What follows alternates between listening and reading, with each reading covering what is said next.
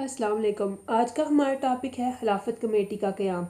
انگریزوں نے مسلمانوں کو دیا ہوا کول بلا کر ترکی کی سلطنت عثمانیہ پر چڑھائی کر دی اور اپنے اتحادیوں کے ذریعے مسلمانوں کے مقدس مقامات کی پامالی کی تھی، جس کی بنا پر بڑے عظیم کے مسلمانوں کے جذبات بری طرح متاثر ہوئے اور انہوں نے انگریزوں کے خلاف نفرت کا آغاز ہو گیا۔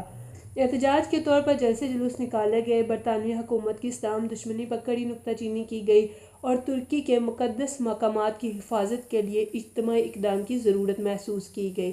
22 ستمبر 1919 کو لکھنؤ کے مقام پر آل انڈیا خلافت کمیٹی قائم کی گئی اور 27 اکتوبر 1919 کو دلی کے مقام پر خلافت ڈے بڑے جوش و خروش سے منایا گیا۔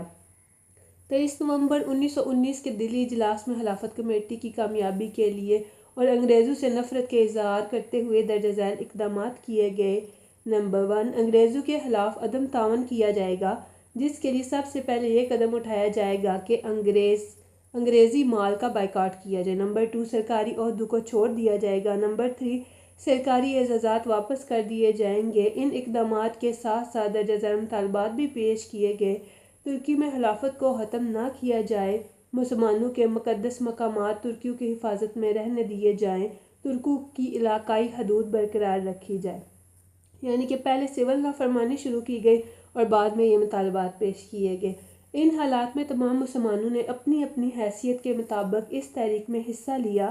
علماء کرام نے بھی اپنی خدمات پیش کی۔ جمعیت علماء ہند کی تشکیل عمل میں آئی۔ 1919 میں مسلم کانفرنس نے اپنے دلی اجلاس میں خلافت عثمانیہ کا ساتھ دینے اور بڑے عظیم کے مسلمانوں کے جذبات اور مطالبات وزیر اعظم برطانیہ تک پہنچانے کے لیے ایک وفد انگلستان بھیجا تاکہ ان کی جذبات کی ترجمانی ہو سکے۔ مسلمانوں کی دل جوئی کے لیے کانگریس نے بھی مسلمانوں کا ساتھ دیا۔ وہ ایسے تھا کہ کانگریس رولٹ ایکٹ کے خلاف ملک گیر مہم شروع کرنے والی تھی، جس کی حمایت کے لیے انہوں نے مسلمانوں کا تعاون بھی درکار تھا۔